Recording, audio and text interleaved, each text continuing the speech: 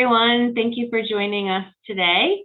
Welcome to today's first VSSNA hosted Vermont Department of Health presentation for this school year. Today's presenter is Christine Connor. She is a nurse program coordinator with the COVID-19 program, and she's in the Division of Laboratory Science and Infectious Disease. She's also part of the epidemiology team. Allison Lafferty and Christine Griffin are here as well. They will be monitoring the chat and answering questions as they are presented. So please use the chat box to pose any questions you might have around the topic today. The chat box will be saved and shared with the Vermont Department of Health team so they can respond to any questions that go unanswered today. So without further ado, I'm going to turn it over to Christine Connor. Thank you so much for being here. Thank you. All right. We put together a presentation just answering some of the frequently asked questions that have come our way regarding reporting in schools. And I wanted to start off, this is the overview of what we'll talk about, respiratory health, COVID-19, working definitions for lab, case, and outbreak reporting. What does the health department do with the reports that you send in? And what about sickness policies, frequently asked questions, and then we'll get to any additional questions that you may have for us.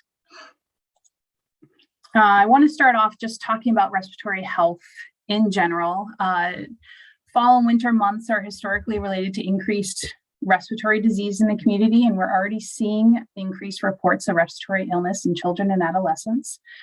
For example, we're already seeing increased cases of rhinovirus and enteroviruses, increased hospitalizations due to RSV, and there's already a reported outbreak of influenza in one of the schools, as well as there's news reports of outbreak of pertussis in New York.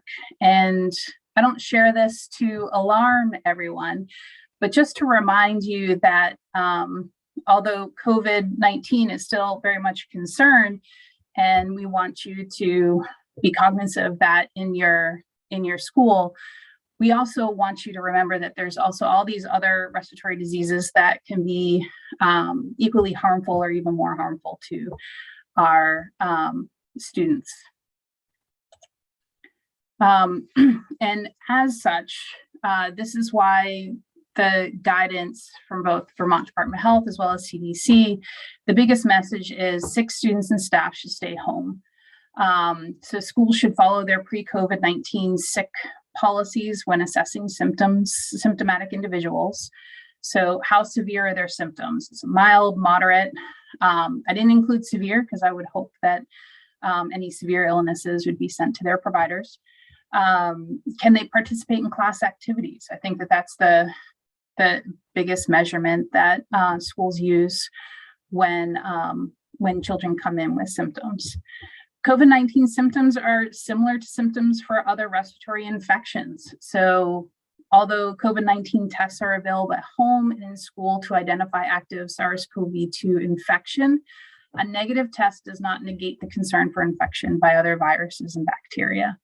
So I just wanted to start off with that before jumping into the COVID-19 reporting, because for the past 2.5 years, we've been very COVID focused. And I just want to bring to light all the importance of keeping an eye on other respiratory infections. COVID-19 reporting definitions. So a lab result is a positive test identified by facility operating as a lab with a CLIA number. Reporting requirements are established by CMS, used for state level case counts, and can also be assessed by epidemiologists when looking into an outbreak. A case report, a staff or student that tests positive in the community and is reported to the school. State infectious disease reporting rule requires this to be reported, and infectious disease epidemiologists monitor the district and schools to assess COVID-19 burden and assist response. Outbreak reporting is 3 or more cases in a school that a nurse deems epidemiologic linked. Keeping in mind that we do recognize that we're not asking for case investigations, we're not asking for contact tracing, but if a nurse feels that these cases are related, for example, it's all in the same class, then it should be reported as an outbreak. State infectious disease reporting rule requires this to be reported.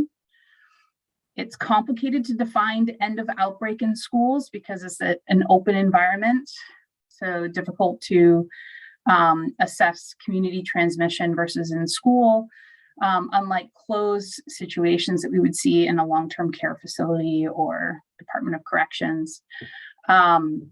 So like other diseases, the school outbreaks will last for 2 incubation periods. So for COVID-19, an incubation period is 14 days. So for outbreak, that would be a 28-day period. How to report labs in cases and outbreaks of COVID-19. So this is the biggest question that we've gotten, because there's 3 different types of reports that we're talking about. So lab results are reported through Simple Report.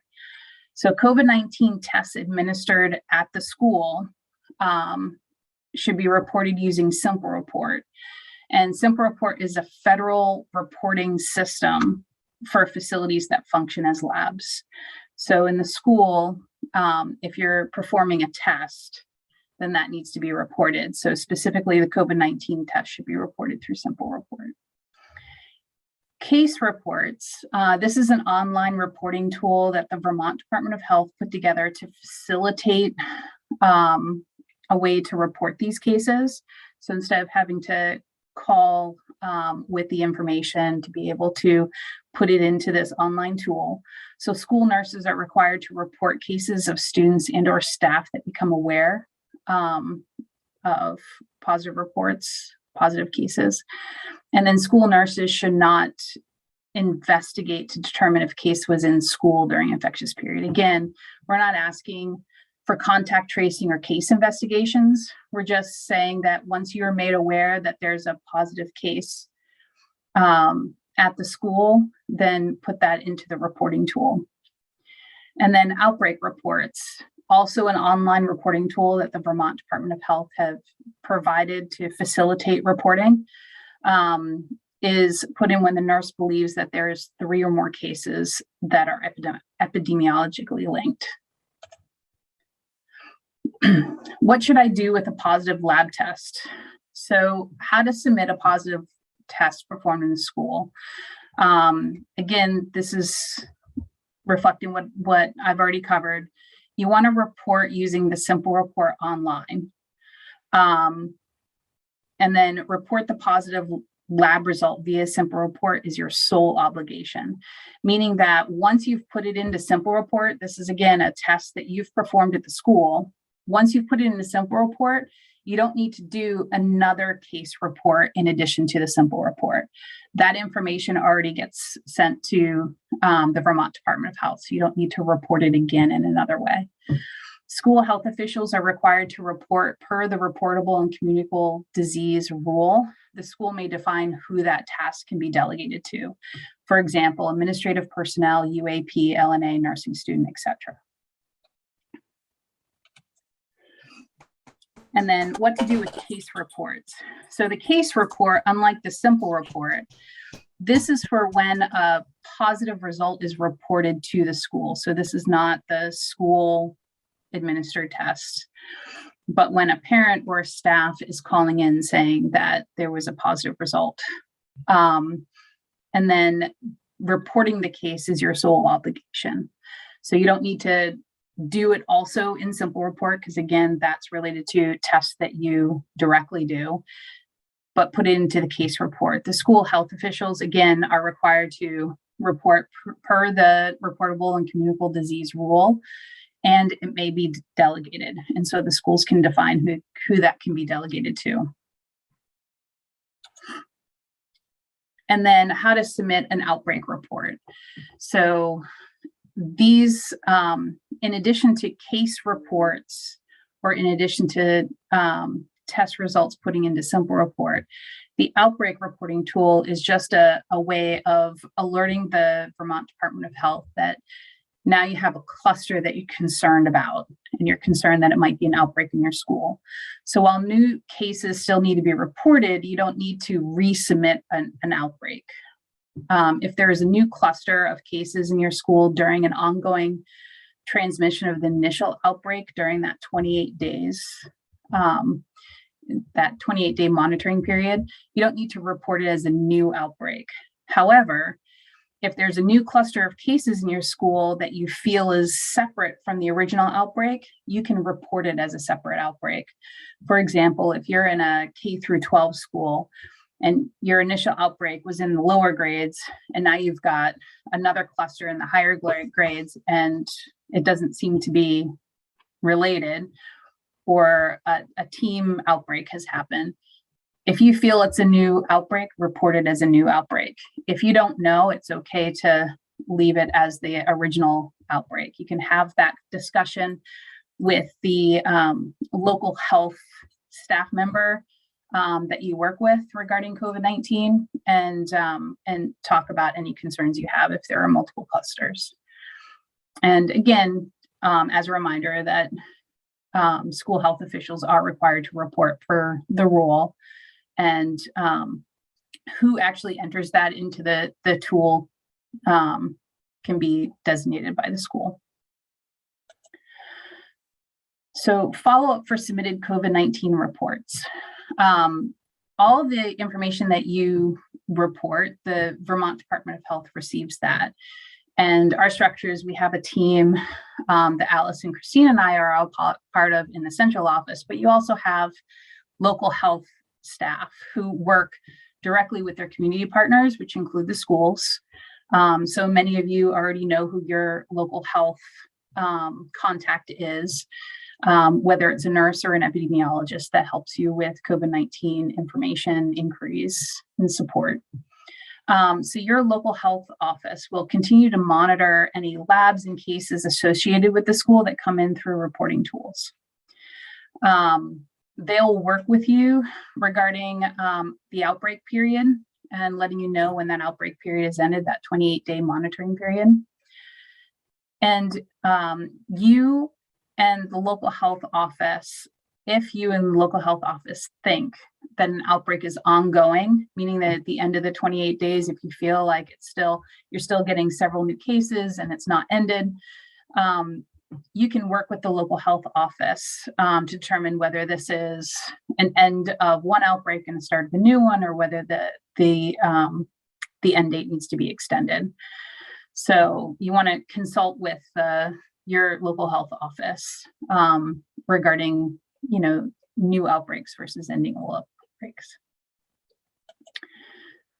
How does the health department use lab case and outbreak reports? So we're not asking you to report just for us to file it away.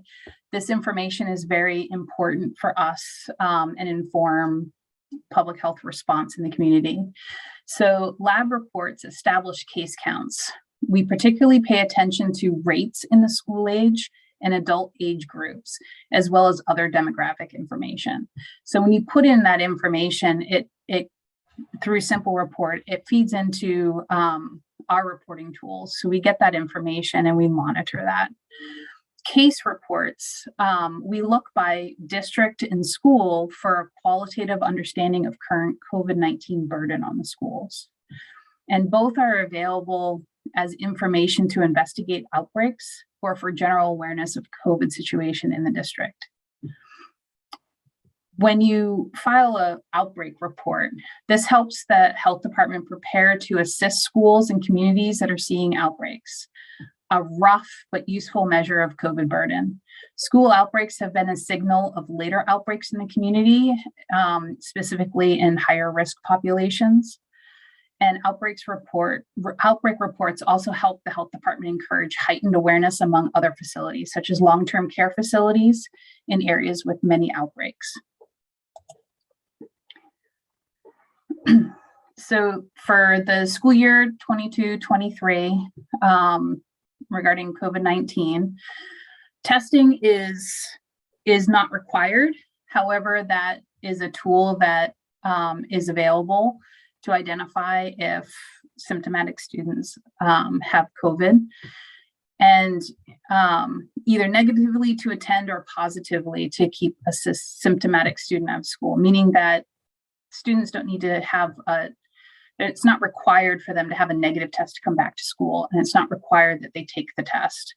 However, it is used to guide isolation recommendations if they are COVID positive. Reporting, infectious disease reporting rule is still in effect. So COVID-19 cases, labs, and outbreaks need to be reported within 24 hours.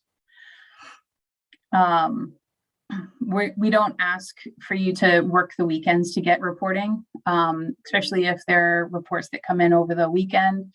Let us know, within 24 hours of you receiving the report. So for example, if a child tests positive on Friday, but you're only notified on Monday, then it's 24 hours from being notified on Monday. And masking, school and AOE policy decision can be a useful public health tool to reduce respiratory disease transmission. We don't have a mandate for masking, but it is always a tool that's available. And so making masks available to students to choose to use is very helpful. Symptoms: if a student or staff member is not well enough to learn or participate, they should be sent home from school. Again, this is a symptom-based guidance that has gone out. And so focusing on those who have moderate symptoms that would impede them from participating in schools. And then other diseases, encourage everyone to stay up to date on all vaccinations, very important. And then just because we have a negative COVID test, it's not an all clear. They should consider other causes. Again, there's other respiratory diseases that affect this population that are of concern. When should students be kept out of school? Students and staff should show symptoms of any illness that indicate that they are too sick to participate should not be in school. School sickness policy should determine when an individual with an unspecified or non-COVID sickness may return, and then individuals with positive COVID-19 tests should follow state isolation guidance and isolate for a minimum of 5 days, including when their symptoms improve and they've been fever-free without medication for 24 hours. What is the most current guidance we should follow? Again, the memo that was sent from AOE in partnership with the Department of Health, that went out, I believe, August 11th, I believe is the date, but definitely in August. And that's posted on both AOE and the Vermont Department of Health websites.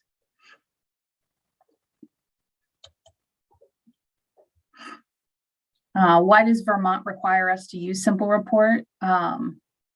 Simple Report is a federal resource that lab facilities are provided to report lab results. So this is a tool that was provided by the CDC in order to facilitate these reports. It is not managed by the Vermont Department of Health, but a resource provided for labs to report their results. And this information is used by the health department to establish case counts, learn about the prevalence of COVID-19 in the population of Vermont, which includes school-aged children, and enable case opening and investigation if needed. Why do we require report cases and outbreaks? This requirement is established by legislature, again, that reportable and communicable disease rule.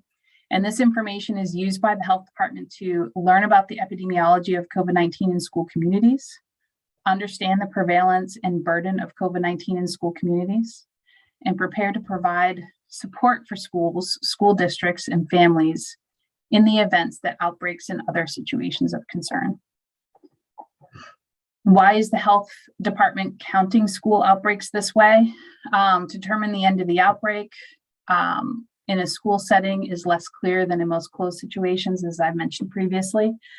So again, we're using the 2 incubation periods, which is standard for other infectious disease. And for COVID-19, that's 28 days, which is 2 14-day incubation periods.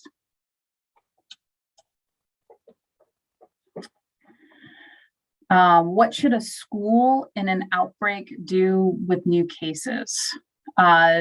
Nurses should not add cases to an outbreak by submitting new outbreak form. Meaning if you've already submitted an outbreak for your school and you have additional cases related to that outbreak, you just need to report the cases using the case reporting tool. You don't need to start a new outbreak. And if there's any questions with that, just reach out to your local health point of contact. All of these are monitored by the infectious disease epidemiologist or your public health nurse in the local health office. If you are concerned about a seemingly new cluster of cases, you may submit a new outbreak report, particularly if you'd like assistance. So for example, you already have an outbreak that you're monitoring and something new happens, and you feel that it's a different cluster, please report it as a new one and reach out to us if you have any questions. And then local health office and school nurse will work together to determine whether an outbreak is still going. All right, that is the end of my presentation. And so I'll open up to any questions.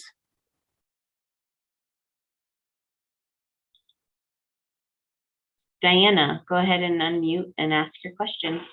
My question is, if we submit a second one, if we think we have a second outbreak going on in a school, say my high school, for instance, and then we, from then on, submit our cases through either simple report or the reporting tool, how do you know which outbreak those are going to? I mean, I know you keep track of them after that, but if we have two going at the same time, how do you determine then by the reports we're giving you which outbreak we're talking about?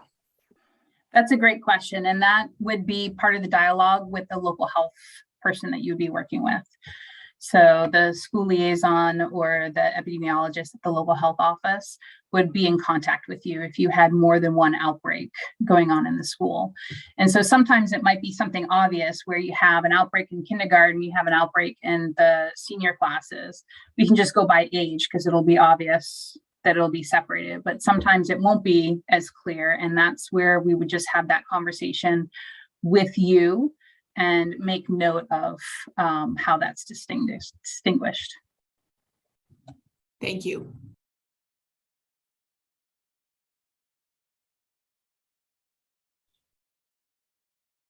Any other questions? You can raise your hand. Allison Lafferty has her hand raised. Allison, how's that? I just wanted to make a comment that some of why, oh, sorry, my camera's not on, I apologize. That as Christine was saying, what we do with this data, sorry, I did it again. Some of why we collect some of this data is, as she said, because the epidemiologists were looking at it, but it's like those outbreaks, sometimes we can, our hope is to find things that will help prevent future outbreaks. You know, that's some of our goal is that sometimes we can say like, oh, if it keeps happening in this certain setting, maybe there's something we can do in that setting to limit outbreaks, which limits missed days of school ultimately, right? Limits the burden of COVID on the school. So like there is reasoning for looking at all this stuff. We do look at that. So when you get a call and we're asking to separate that out, it can be cumbersome. We realize at times, but some of it is for that because it helps us try to see if we can find some paths. And you all know so much about your schools and what's happening there. And usually you have such a great sense as to what caused it, even without us doing much digging. You often know. So you're just a wealth of information. So we really appreciate you not only handing in these reports, but having those conversations with the OLH offices, because it can be really helpful for us. So thank you for your willingness to continue to do that. We really appreciate it.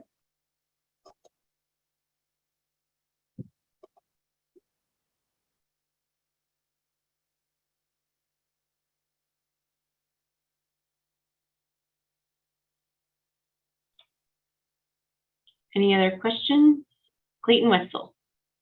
So I actually just wanted to maybe address the question about getting consent, because the way Simple Report works, once you have someone in Simple Report, they exist in Simple Report until you remove them.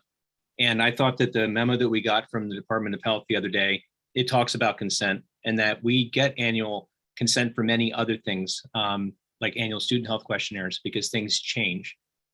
So it just consider the fact that in the cases moving forward, only positive cases have to be in Simple Report. So if you get consent, you would keep consent. And if somebody then tested positive, then you would enter them in Simple Report and then you can report them. So it's not like you have to enter every single person in Simple Report. You could, but you could choose to only the positive cases, making them in the Simple Report, which maybe will reduce some of the workload that goes along with that. So that's something just to consider in moving forward, since we're only using Simple Report in school testing to report a positive case. I think it's also important to note that NASN's recommendation when you're talking about medical consent of any kind is that we should be getting written medical consent. So if your school district has not sent out something where parents can opt in and sign that they are okay with testing their child, that's something that you should consider, as NASN is the National School Nursing Association governing body. Any other questions for Christine or the epidemiology team? There's a question in the chat about, I thought we entered negative cases into Simple Report as well. Clayton just said that we are only reporting positive. Can you speak to that, Christine? Yes, we only ask for the positive cases to be reported.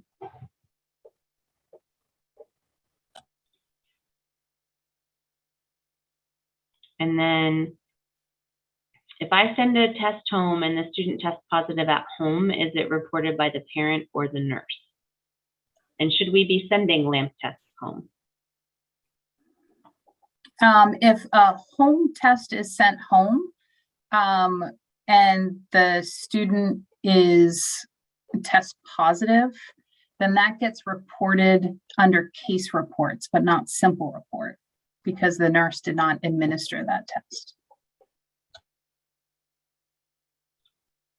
So for clarification, and correct me if I'm wrong, but the LAMP tests are for school nurse administration based on school nursing clinical decision-making, and should not be sent home.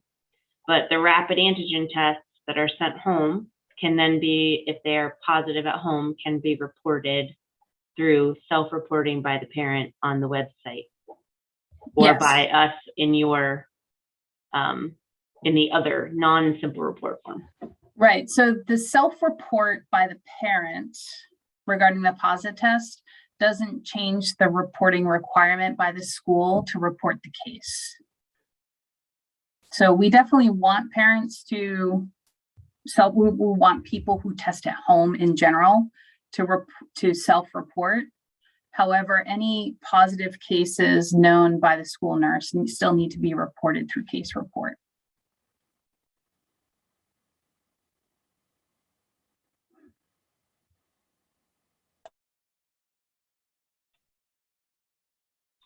Any other questions?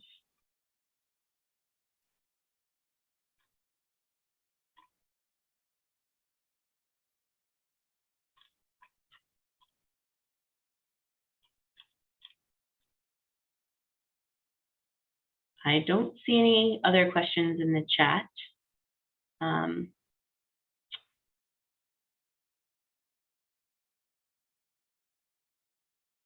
So Becca, I'll just, so a couple of questions came about charting this in SNAP, and everybody, and people use different electronic health records, but if you're using SNAP, you can actually add entries into your library that would say that you're doing a test, whether it's a LAMP or an antigen test, and whether that's positive or negative. And there are many different places that you could place that within the library. So you would, in your district, try to make that decision. And then if everybody is consistent in your whole school district or within your school system, then you can actually figure out how many positive tests and negative tests you might have had in a school, in a classroom, in your district for your own information within the nursing staff. And luckily, since that's student-specific information, it's not public, so it's not like we're sharing that out, but it might help you and your superintendent and your principals understand where you may or may not be, and it should reflect what you've already been reporting to the Department of Health anyway. And so if you're using SNAP, I think SNAP actually has a how-to to make some of that.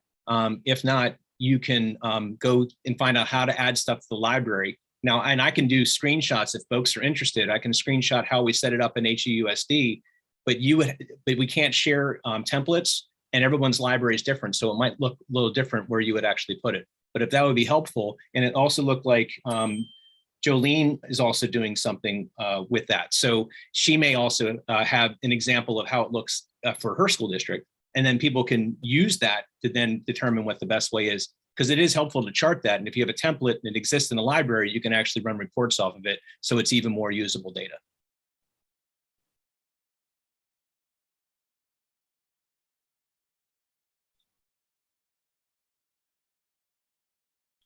I'm going to ask a question that is related to reporting and testing, but I'm going to turn to like the CLIA waiver question. So currently we have CLIA waivers that are in effect with Dr. Levine's signature that can be edited to the antigen and LAMP tests happening in school. If we are,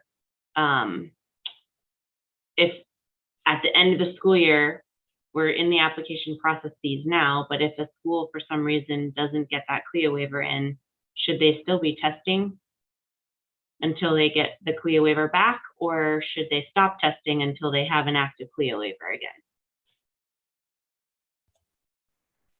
I cannot answer that because our team doesn't deal with the CLIA waiver. We don't work on CLIA waivers, but my understanding is that you need one to test. And a CLIA waiver isn't just for COVID-19, but other medical testing that's done in the school. So you should have that up to date.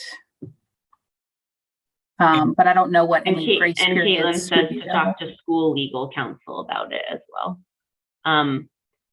which we will do. I think it's just new to everybody, and so everyone's like, what? Becca, if I could just add to that. So the CLIA waiver itself is waiving tests that are fairly simple. Either they're over-the-counter tests or something that the reason why it's waived is because it can be done by someone at a level less than a PhD that's running a mass spec gas spectrometer or something along those lines.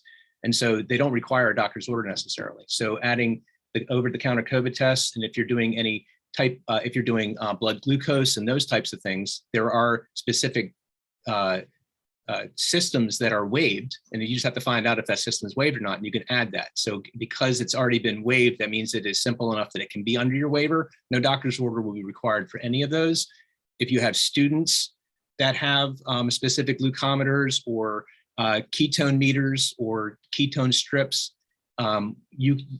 if you ever had the possibility of doing that in your school, you would need to add those to your CLIA waiver, but you can say student, single student use, so that the person that's looking at these things isn't going, why are they running a test on multiple students for something like that? So if you have a glucometer that you're using it, like let's say at the high school to check low BGs or something along those lines, one, that glucometer must be for multi-patient use, and two, it needs to be one that has a waiver, because if it's not in the system is already waived, you'd have to get permission for that to be waived where you could use that. So, and this is just things that I found out in the last couple of days trying to get our CLIA waiver updated, but those are all things to consider.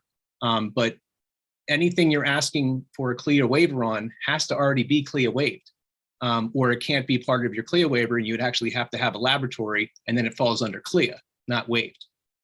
And I hope that doesn't make it confusing, but that's really the way it works. Is these are all fairly simple tests that are being run and have already been accepted by the FDA as that following the manufacturer's instructions for the specific uses it's designated for, the results can be read, and it does not have to have specific laboratory QA and other things involved with it. Mhm.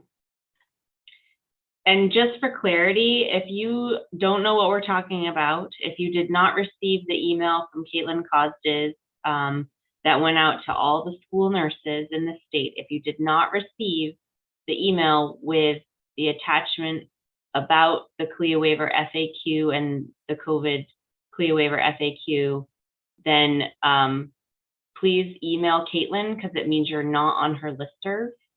And there was a ton of information in that email yesterday around all of this. And there'll be more to come. We will help you through the questions. Diana's asking how to amend current waivers to reflect student glucometers. And maybe we should just do an FAQ or a video. We can partner. Caitlin has her hand up and might be able to respond to Oh, that. yes. Caitlin, unmute. Hi, everyone. I was actually just going to say regarding if you're not on my list, actually reach out to your liaison, because it means that you possibly aren't on their list either, and they can add you to the school nurse contact list, which we also need for other things like immunization reports and school nurse reports, et cetera, et cetera. So if you're not getting my emails, tell your liaison to have them update. Otherwise, I could be getting a lot of emails of adding me in, and sometimes I'm taking a little bit longer with my inbox. I have a little bit of a delay right now. And regarding Diana's question, sorry, let me just read it again. How do we amend our current waivers? So I would reach out to the email. Clayton, is this the thing that's sent? Oh, no. There's an email, let me get it, that you can ask the CLIA person who actually sits. New Hampshire and Vermont are together, so they actually sit in Vermont. I'm putting the, oh gosh, I'm trying to put the email into the chat for you all. It's not working. Caitlin, if it would, I actually spoke to Aaron the other day. Okay. And so if you have an existing CLIA waiver, you can modify your CLIA waiver by just emailing. The email itself constitutes requesting a change. So depending on who's authorized to do that, you might have a laboratory director that's your superintendent. You might have it that's the nurse. But you can change your laboratory director via email, and you can change any of the tests. If you look on that form CMS 116, I think I got that right, which is the application, there's a section 9 maybe that talks about any CLIA waivers. And there's 3 specific things it's looking for: what you're testing for, what type of unit or equipment you're using, and who the manufacturer is. So if you provide that information to Aaron, then he'll review that. And if everything looks good, then that gets added to your existing CLIA waiver. And that you can do that for adding and subtracting tests off your CLIA waiver. If you don't have a CLIA waiver already, you'll have to use the whole application, which was linked in something that Caitlin sent previously. And you'd have to fill out that whole document. One thing I'll note, because it wasn't brought up when we originally got CLIA waivers, and Aaron told me this, is that your laboratory director, I'm trying to think what the right term is now, if you list your superintendent needs to know how the tests work, how to be able to train people on those tests, and effectively be able to say, I have approved this whole system and understand it. So you may, and when we originally did it, I think the thought was superintendent, kind of owner of the school district, so they would be the point of contact. So you may, moving forward, consider in your districts who would be the most appropriate. The overall responsible party would be your superintendent, but the laboratory director, supervisor, the right term's not coming to me, you might want to have someone that actually understands what tests are being done within those offices. And if someone calls, they're not going deer in the headlights, I have no idea, because then you could actually have a finding against you. So just that's another consideration. And I think what Becca just said a minute ago is maybe we'll do kind of a lessons learned, put some stuff together and share some things out. So folks, if you're thinking about doing this or trying to get it done, I'm almost finalized mine, getting the updated done. I'm hoping to email that this afternoon. And if I'm successful, I will type up a little thing that says, this is what we did to modify our CLIA waiver.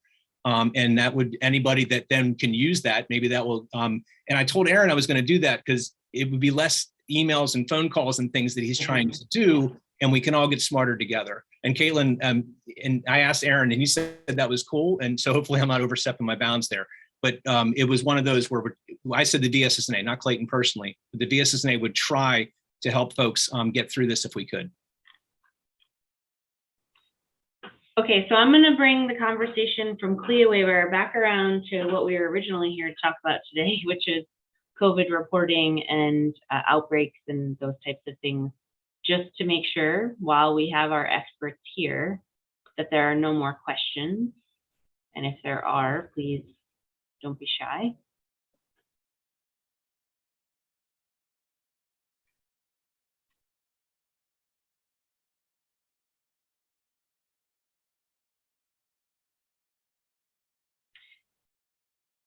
Christine, could you share with us a little bit about, oh, actually, there's more questions. I was going to ask you to share a little bit about how many outbreaks there may have been this year already in schools, just for good data, but I'll have Mary ask her question. Mary Dunsmore, you can go ahead and unmute. Okay, I just have one question. If staff members do not self-report, are we supposed to, do we have to report them? So again, whether or not the staff or parents of students do their own self-reporting, if a staff or student tests positive, you're aware of a positive among staff or students at your school, you need to report it as a case. Okay. I have a follow-up question to that, because one of the barriers to reporting is not knowing all of the information.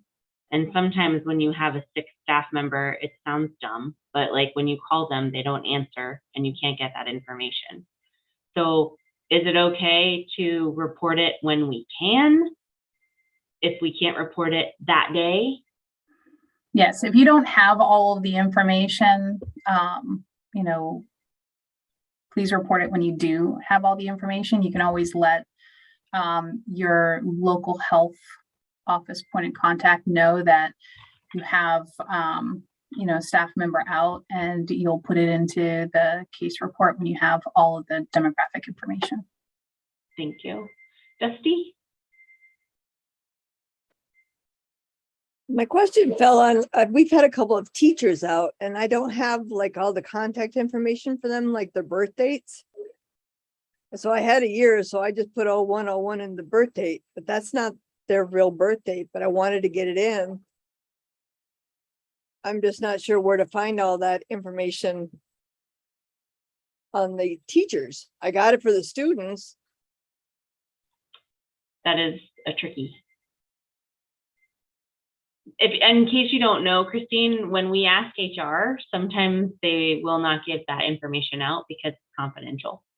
So I think that there's a bit of a systems, like in my school, we made an optional form that people could fill out to give us that information in case we needed it. But as you know, not everyone is willing to do that. So what do we do in those cases where we can't, they're not willing to share with us? Yeah, if people are unwilling to share versus the question that was asked before where, you know, because someone's sick, it's hard to get that information real time. You still want to report as much information as you can, and then just communicate to your local health office point of contact the reason why you don't have it. So, you know, that you have, you know, staff positive, this is the information they have. I was in, and that you were unable to obtain additional information because of, you know, the person declined. And, you know, it's important for them to know, you know, again, it's school health officials are mandated reporters. It's a legislative rule. And so not just the school nurses, but the school themselves should be passing that information on to the staff of why you're asking that information and why you're required to report it.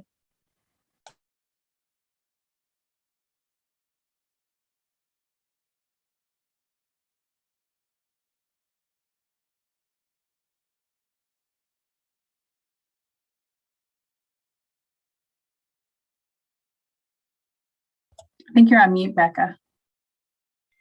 Sorry, I called on Marianne Runge and I'm like, Marianne Runge, do you have a question? So what I've run into this week is today I found out that a student in the ELC tested positive back on, I think it was like the 17th of September. And I just found that out today. And then there's been another one that tested Tuesday evening. And they're not always reporting it to the school nurse. And it's sort of in a roundabout way that we're finding out about these. So I'm just trying to, the one that was like on the 17th, I should report that one, even though it's 12 days past due now. Yeah, I think you raised two really good points. One is, if someone tested, like you said, 12 days ago, but they're only telling you now that it was confirmed positive, then you report it within 24 hours of being told. So if you're being told today, you have the next 24 hours. So today or tomorrow, you can report it to us. The one thing that I would throw caution to is you only want to report those that said, I took a test and it was positive. Because, especially in the smaller communities when, a lot of people know what's going on, that you're going to hear back. And I feel like all of the school nurses have had these conversations with us over the past 2.5 years, is that they're hearing the activity going on in the community, but they're not always being informed of the information. You don't want to report things that haven't been confirmed. So if someone says that this person was out for COVID, if that person has not declared that they were out for COVID, they could have been out for something else, don't report it unless you know that it's confirmed positive.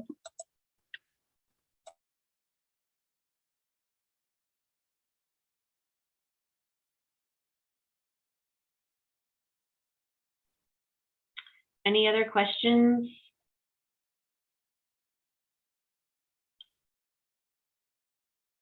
Reporting, outbreak.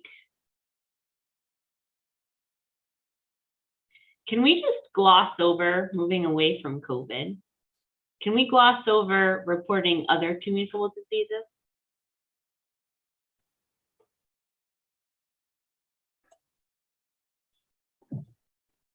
So you want me to give a review on reporting other diseases, or no, just like asking questions? How to report it. So like we have all these fancy tools now for COVID, and are we still calling the same number for the local area of office for everything but COVID?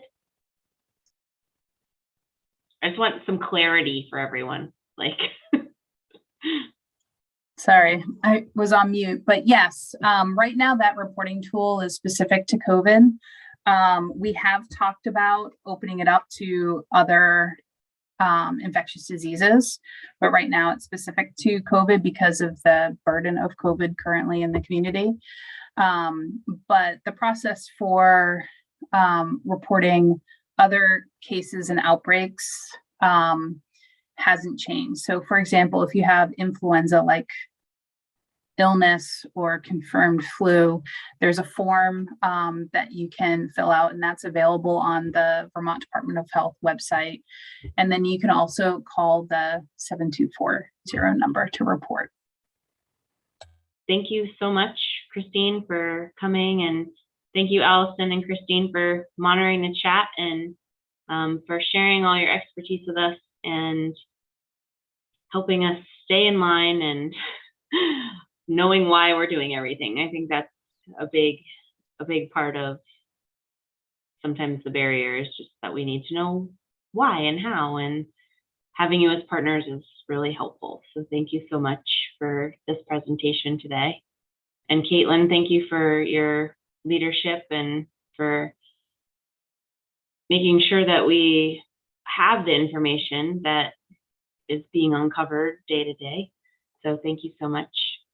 And I hope that you all have a great rest of your evening. And our next town hall, or our first town hall, will be on October 6th, and we'll be talking about the NASN Every Student Counts data collection process. So it is really important that we know how to collect data and what data to collect so that we can tell a story that can help advance school nursing practice in our communities.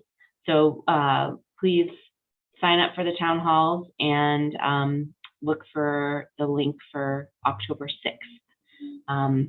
And we'll keep you updated through Caitlin for more Vermont Department of Health presentations on our platform as well. So thank you so much.